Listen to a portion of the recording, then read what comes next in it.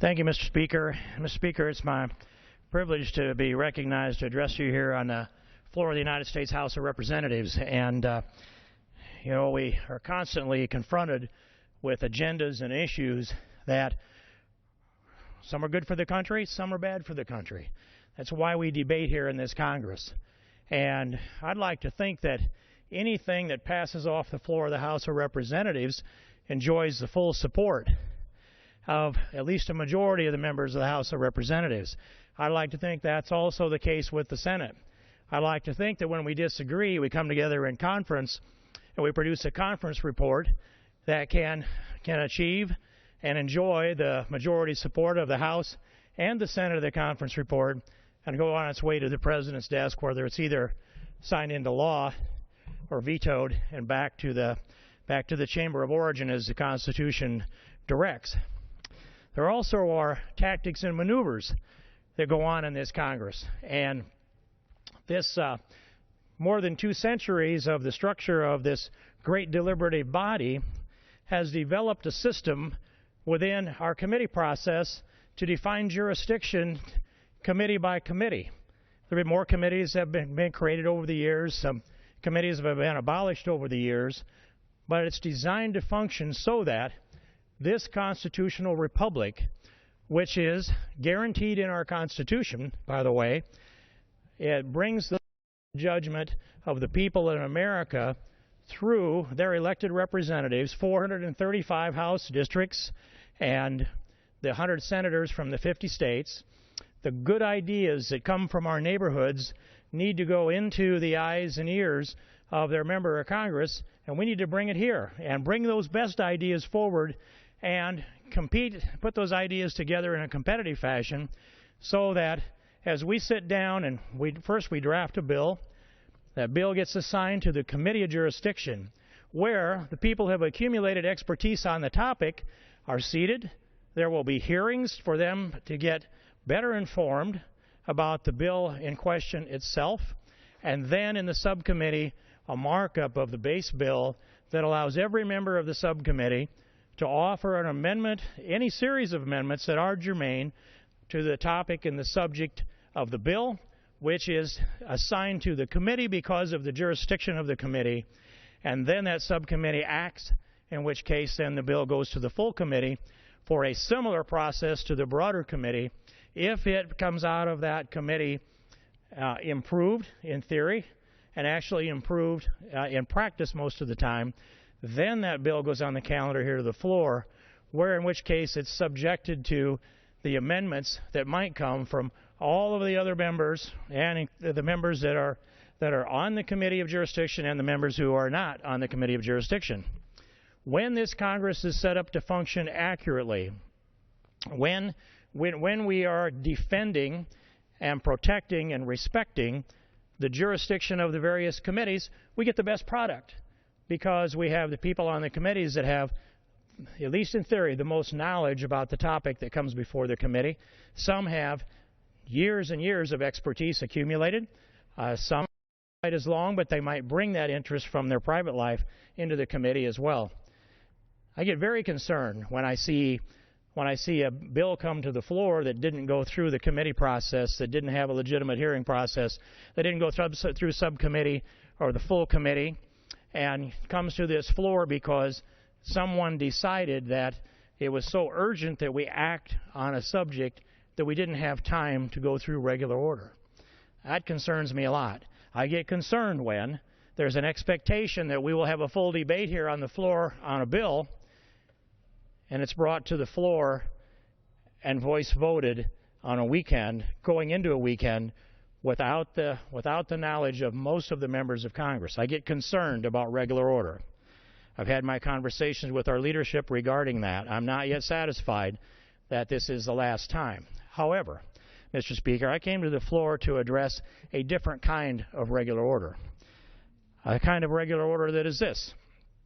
If we have committees who are not committees of jurisdiction of a subject or a topic, and that subject or topic outside their jurisdiction is slipped into a must-pass piece of legislation from another committee, now they've usurped the jurisdiction of the committee that actually has that jurisdiction, and they placed a topic into a subject matter that must pass, and the people who have allowed that to happen on their watch, at least in theory, don't possess the expertise that exists within the committee of jurisdiction. Now, all this gibberish that I'm talking about now, this technical explanation of what goes on here in this Congress, boils down to this, Mr. Speaker, and I want to speak specifically to this issue. There is a bill that's floating around this Congress that's referred to as the Enlist Act. And I can't read for you the name of this bill because it's about as accurate as the Affordable Care Act is to the name of Obamacare. But it's one that grants amnesty to people who come into the United States, unlawfully present in the United States. Many of them committed the crime of unlawful entry. A good number of others will have overstayed a visa or come into America perhaps on a visa waiver program. But in any case, they end up unlawfully present in America, and they might sign up for the military. If they do that, they're defrauding the Department of Defense. We don't recruit people into our military who are unlawfully present in the United States. They have to have a green card at a minimum, citizenship better. Now, one might presume that we're having trouble recruiting people to come into the military, and so therefore we should bring in mercenaries from outside the United States to step into the uniform, take the oath to uphold, preserve, protect, and defend our Constitution, and go out and defend the liberty of Americans. That actually happens, but when it happens, it's a violation of the law. And if they take that oath of office, illegal aliens into our military have to misrepresent themselves in order to be accepted into the military. So that's fraud. It might well be document fraud. And this bill called the Enlist Act would reward them for doing so, for defrauding the Department of Defense, and yes, putting on the uniform, and at least in theory, defending America. They take an oath to preserve, protect, and defend the Constitution of the United States. They salute our flag. They may mean it, they may not mean it, but we know the very act of entering the military was a dishonest act on their part, and so why would we accept their oath to have more value, the oath to defend the Constitution to have more value than their word that they gave when they misrepresented themselves to join the military? In any case, this Enlist Act bill rewards people that broke our immigration law by putting them on a path to citizenship, giving them a green card. And the only qualifications you need is you're unlawfully in the United States, you enter into the military, you misrepresent yourself to do that, because we're not taking them in the military if they're unlawfully present, then they have to assert that they were in the United States continuously since before December 31st, 2011, which happens to be the date that's in the Gang of Eights bill. And they have to assert that they were brought into this country or came into this country by the time they were 15 years old. They might be in their 30s when they sign up for the military. Who knows? But that has to be the assertions. And then, if they're in the military at the time, then they have to be either honorably discharged or on the path to honorable discharge, and they will then have a path to citizenship. I think this is a misguided bill.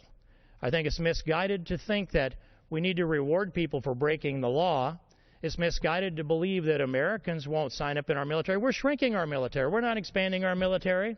We have high-quality Americans that are lining up to join in all of our branches of service. Yeah, I'm sure the recruiters would like to do a little more, and that's always been the case. But this is not an expanding Department of Defense budget. This is a shrinking Department of Defense budget. It's not an expanding numbers of our military and our branches of service. It's a shrinking numbers that are there. But that, Mr. Speaker, really isn't so much the point as it is what's right and what's wrong, what's justice, what's equity, and what's not. And I understand there are people that have sympathy, and they say, this pulls on my heartstrings. I think if they're willing to defend America, I think we ought to give them a path to citizenship. I understand that.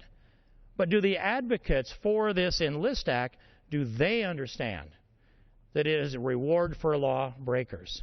And that these aren't just only someone who crossed the border illegally or someone who overstayed their visa. They're the ones that misrepresented themselves to get into the United States military. And we would then trust them with perhaps military secrets and the security of Americans and American installations around the world. It's not that I don't trust them. I just don't believe that we should be rewarding people that have already proven they've broken our law. If they take the oath to the Constitution and they're not on a path to citizenship already, if they're unlawfully present in the United States, then they violated the law already. And we're supposed to accept their word for it. I think it's wrong, Mr. Speaker. And I look at some of the press that has come out on this, the tactic and the effort that seems to be that they think they can slip a provision into the NDAA bill, the National Defense Authorization Bill, that a provision in there that would legalize people who are illegally entered into the United States military and reward them with a path to citizenship for their trouble. There are many countries in the world where you're a lot better off in the United States Marine Corps than you would be down, say, on the streets of many cities in the countries of the world. That's true. So this would put out the advertisement. This bill, this enlist, badly named Enlist Act, would put out the advertisement, which is sneak into America, sneak into the military, and that's going to be the most expeditious path to American citizenship and the whole smorgasbord of benefits that come from American citizenship. Citizenship must be precious, not handed out like candy in a parade. We don't ride along and throw out citizenship like you do M&Ms or Tootsie Rolls or whatever it is we're tossing out in our parades. Citizenship must be precious. The rule of law is precious. It's the center core argument on the immigration issue, the rule of law. We can't grant amnesty to people because our hearts tell us we have sympathy for individuals. I have sympathy for individuals. And in fact, if I'm ever declared a liberal, it's because of how I deal with some people individually. Because I see something in their eyes and I hear something in their voice. I see something in the way they carry themselves. There's something I see in how they conduct themselves and what they do that convinces me this is a good person. And I want to invest in them, whether it's my capital, my time, my trust, or recommendations that others do the same. I'd actually do that on occasion because I have faith in an individual. But when you set policy for the United States of America because your heart tells you have sympathy for some people that you know, keep in mind there are always thousands, hundreds of thousands, perhaps millions of people that are impacted by that decision, and you have to say, I trust every one of those people the same way I trust the individual or the individuals that I know that bring this sympathy from my heart. We aren't charged with having sympathy here and setting foreign policy or setting our policy, our national policy, because of the sympathies of our heart. We're charged with providing justice and equity, and that is laid out in the Constitution. And to me, it's a clear charge. So when I take an oath to preserve, protect, and defend this Constitution, I mean it. And it is the supreme law of the land, this Constitution, and it's the foundation for the rest of the laws. Congress passed the law that says we're not going to bring people into our military that are unlawfully present in the United States. And when I hear from, let's say, other members, in particular an individual member that says Steve King is dead wrong on this issue, Mr. Speaker, I take issue with that. So I'm right with the rule of law. I'm right with current law. The policy is right because otherwise you fill our military up with people that may and likely do, and some certainly will, have foreign interests. It's not to the interest of the United States to replace on our ranks, our troops, people who are American citizens or people who are on a path to citizenship, replace them with people who came into the United States illegally. How poor would we be as a people? How empty our soul as a people if we say, well, that's another job that Americans won't do. They don't want to put on a uniform and go defend our country, so we're going to have to reward illegal immigrants. If they will just lie to us, we'll let them in the military, and we'll give them a path to citizenship. That's what this enlist bill actually does, and it does damage to the rule of law. It's a misguided, however good the hearts are of the people that advocate for this. And so, Mr. Speaker, I would say I think this is an important debate. It doesn't belong on the Defense Authorization Bill. This debate doesn't belong in the Defense Committee, the Armed Services Committee. This debate belongs, if it's going to take place at all, in the Committee of Jurisdiction, the Immigration Subcommittee of the House Judiciary Committee, where it ought to have, if it deserves any debate at all, it ought to have witnesses that agree with people like me. I've seen these hearings come out before, even in our Judiciary Committee, where someone gets the idea that we ought to grant a path to citizenship to several million people who are unlawfully here. And I've seen the committee even there where there were 4 witnesses, no questions, another round of 4 witnesses. Now the chairs and the ranking members get to ask questions. 90 minutes after the beginning of the hearing, the first voice of dissent might be heard. That's not a very good committee, in my opinion, but at least it was in the committee of jurisdiction. And I would like to expect that the subcommittee chairman, the Immigration Committee, would defend the jurisdiction of his committee and reject the idea that they sneak this bill into the Defense Authorization Bill. And I'd like to see that the chairman of the full committee defend the jurisdiction of the committee as he did so effectively last year and deny this end run that they're attempting to run this poorly named Enlist Act around an end run of the Judiciary Committee and to slip it into a must-pass piece of legislation that would come to the floor here under the Defense Authorization Act. Our country will be stronger. The security of the country will be at least as strong. The heart of our country will be just as strong. We can still have sympathy for people without turning them all into Americans, and our defense will be stronger because we'll have more American citizens step up and actually qualify to get into the service. And just think of this. Across this country, if you go to work, whether you punch the time clock, whether you're on salary or whatever it might be, and you walk into that workplace, and you're there, let's just presume on a production line making an American car, let's call it a Ford, and on your right hand is somebody that's working here that's unlawfully present in the United States and can't legally work in the United States. On your left hand, there's somebody that fits that same category. Do the workers that are standing there that see that, do they realize that there's 2 good, well-paying jobs that Americans aren't doing, not because they won't, but someone else who's unlawfully in the United States have stepped into their stead and taken that good-paying job, that job that actually pays taxes that contribute to the benefits of people that aren't working. So if you look on your right and you look on your left and you see somebody that's working there that's unlawfully present, and you say, all right, I like him, I enjoy working with him, he's efficient, probably it's true. But what's it doing to America? What's it doing to the soul of America? What's it doing to the rule of law to reward people that break the law while this Congress borrows money every year, 42 cents or so off of every dollar we spend, from places like China, Saudi Arabia, and with the bonds that are out there, about half of our debt to the American people that so far are willing to reinvest in the debt that we have.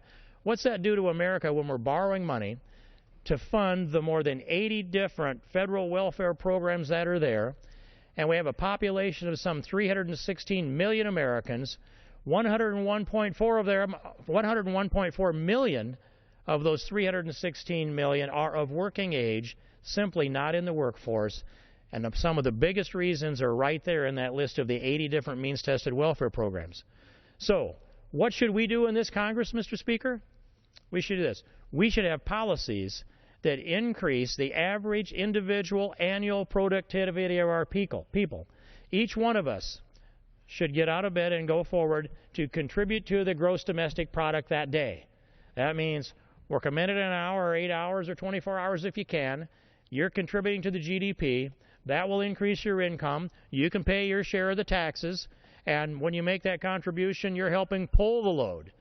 If you're sitting, though, and you're one of those people that has taken this safety net that we offer, that I support, and turned it into a hammock for yourself, and you're riding here when you should be contributing off of somebody else's labor, it's wrong. And we need more Americans going to work. We need a higher percentage of Americans working. There is no work that Americans won't do, including putting on a uniform, going into basic training, being trained up in AIT or wherever you might be assigned to go, and step up and defend our country. It's been done with honor. It's been done with dignity. It's been done gloriously by Americans since before there was an America. And it needs to be for the duration of this republic. And, Mr. Speaker, I would say, furthermore, the idea that there are jobs that Americans won't do, I looked at this and I thought, what would be the toughest, dirtiest, nastiest, most dangerous job that Americans are ever asked to do? When I think of this, I think, I bet I know somebody that's an authority on that, and that would be one of the gentlemen in my conference from Colorado that served in the Marine Corps. The toughest, dirtiest, nastiest, most dangerous job we ask Americans to do is, how about rooting terrorists out of a place like Fallujah? What does that pay? How do we get Americans to do that if we can't get Americans to cut meat or pick tomatoes or whatever it might be? How do we get them to do that? I went back and ran the numbers on that. And so a Marine in the streets of Fallujah in a line of fire, if you figured him at a 40-hour week instead of about a 70 or 80 or a 90-hour week or more, at a 40-hour week, they were getting paid right at $8.09 an hour. If a Marine will go into the line of fire for God and country for $8.09 an hour, and God bless them, I'll bet we can find some Americans for $20 an hour to go out there and cut meat, and $20 an hour that might go out and pick lettuce, as the gentleman, the senator from Arkansas or Arizona, used to talk about during his presidential campaign. So here's my point, Mr. Speaker. I think this Enlist Act is misguided. I think the press that's spilled out on this has illuminated a deft maneuver to try to circumvent the jurisdiction of the Judiciary Committee. I reject that, and I'm here defending the jurisdiction of the Judiciary Committee. I think that those who have a heart that tells them, I want to pass some legislation because I have sympathy for individuals that I know who will make good Americans, I understand. I have some sympathy for individuals I know that will make good Americans too, but I'm not about to usurp and undermine the rule of law, because I'm not here. I didn't run for office telling my constituents, my heart's going to overrule my head. My heart's going to overrule human experience and human history and the rule of law and the Constitution. We should know better. We're here to be analytical, to lead, and not let the emotions drive us. As a matter of fact, Mr. Speaker, I remember a display at the National Archives as I was waiting some years ago to be able to walk up there where the Declaration of Independence is on display. And there I see they had the display of the Greeks who had demagogues in their communities. They had the pure democracy. They found out that there were demagogues that could get the masses all ginned up, and they would storm off in a direction that was bad for the city-state of Greece. And they couldn't control the overheated rhetoric of the very effective and persuasive demagogues, so they had a system to blackball them. And if 3 of the members of the city-state, men of voting age in those days, dropped a black ball into the pottery, that was the voting one, and discarded a white one in the non-voting one, then they would banish that demagogue from the city-state for 7 years. But that was emotionalism. Our founding fathers understood we didn't want to form a democracy here. We created a constitutional republic. It's guaranteed in our Constitution, and it's done so because it charges each of us to have a cool head. I owe my constituents, as everyone here does, my best effort and my best judgment. That includes listen to my constituents, all of them. But it includes also step back, take a look at it from 10,000 feet, analyze the policy, understand my oath to the Constitution and the supreme law of the land, and act accordingly for the long-term best interests of the United States of America. This Enlist Act is not in the long-term best interests of the United States of America. It's not in the best interests of America that we circumvent the jurisdiction of the committees. That's not either in the best interests of America. What is in the best interest is we preserve, protect, and defend the Constitution and the rule of law, and recognize that this immigration debate is driven by emotion on their side. The open borders amnesty people are driven by emotion. And there are others that stand here and say, we're going to protect the rule of law. So here's what I would submit, Mr. Speaker. If they're successful in passing a Gang of Eights bill in this House, or bringing it to the floor and trying to get it passed, if they're successful in eroding the rule of law with regard to the Enlist Act, if they're successful in getting past what they call the DREAM Act, that also erodes the rule of law. Anything that rewards people for breaking the law is a continuation of the Amnesty Act that was signed by Ronald Reagan in 1986. We're debating the results of the signature on that bill today because it left within it. It was passed this way. It said, we're going to legalize 1 million people who are here illegally because we don't know what to do. And then the promise is we're going to enforce the law hereafter, and there'll never be another amnesty so long as anyone shall live. That was the promise of the '86 Amnesty Act, and Reagan was honest about it. So we're living with that, but they're pushing on the other side. We never got the enforcement. The 1 million became 3 million plus. The enforcement didn't come, but the implied promise of amnesty exists, and that's what they're pushing on.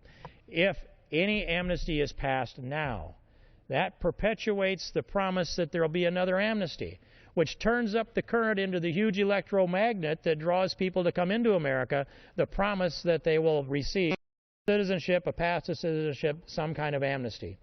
We have to restore the rule of law, the respect for the rule of law. And if there's a provision that is an amnesty provision that passes, then that promise exists in perpetuity that there will be another one, which means we will not be able to restore the rule of law in this country, at least with regard to immigration, again. I don't know that I can say ever, but I can say never again would we see the rule of law with regard to immigration within the duration of this republic. Not as long as I shall live or as long as we shall live, not until death do us part, but until the death of this republic, we will not be able to restore the rule of law, at least with regard to immigration, and the argument goes to the next and the next and the next, Mr. Speaker. And so, this is a critically important issue. I am happy to debate this with the colleagues from my conference in any state where they would like to take this up, be it California, be it Colorado, be it any place else around the country. This debate is one that's important. We need more American people that are aware that our hearts cannot overrule our heads. We cannot allow the rule of law to be torn asunder because we have sympathy for certain people. Let's have sympathy for Americans first. Let's understand that America can be defended by Americans, and if people want to come and join and defend and help protect America, go get in line the right way. Because the advocates for this kind of legislation will tell you, well, they go to the back of the line, except this bill isn't the back of the line. It's we create a new line and you're in the front of it. They're not going to allow them to go to the back of the line. They don't really believe it. They'll just tell you, they'll say, there's work Americans won't do. Defending America, then how is it that Marines will step into the line of fire for $8.09 an hour? How is it that we have Americans working in every single job and profession that is listed in the Bureau of Labor Statistics website? Americans are doing every work there is to do in this country. They just need to be paid what the work is worth. And the wages are being suppressed by elitists who are making millions of dollars off of the cheap labor that is subsidized by the taxpayers who are backfilling and funding these households with the 80 different means-tested welfare programs, and we're borrowing the money from China to do it. So let's have that discussion. Tell me how we get this budget back to balance. How do you do that while you're rewarding people for not working and you're rewarding people for breaking the law? What kind of country do you want? I think the advocates for this bill that I so oppose actually want the same kind of country that I want. I just don't think that they see what they're doing to erode the progress that we need to be making. I think that when they declare that I'm dead wrong, the real result is if they get their way, there will be more Americans that eventually are actually dead, because there's not a day goes by in this country that there isn't at least one American citizen that dies at the hands of someone who's unlawfully present in the United States, whether it is an act of homicide, whether it's an act of willful manslaughter, whether it's an OWI on the streets of America. Hardly anybody has gone through the last 10 years and doesn't at least see that show up in their local newspaper if it doesn't show up in their neighborhood. And so Steve King's not dead wrong. Let's keep more Americans alive. And if I need to go to those states and have those debates, that's what I will do. But I call on our committee chairs especially to defend the jurisdiction of our committee. And if you're chairing a subcommittee or a committee in the United States House of Representatives that happens to be the Judiciary Committee, the rule of law and the Constitution are essential. And I also expect and call upon those who have that special charge to renew their vigorous defense of the rule of law, the jurisdiction of the committee, and the supreme law of the land, the Constitution. And with that, Mr. Speaker, I would yield back whatever balance I may have to my time. The gentleman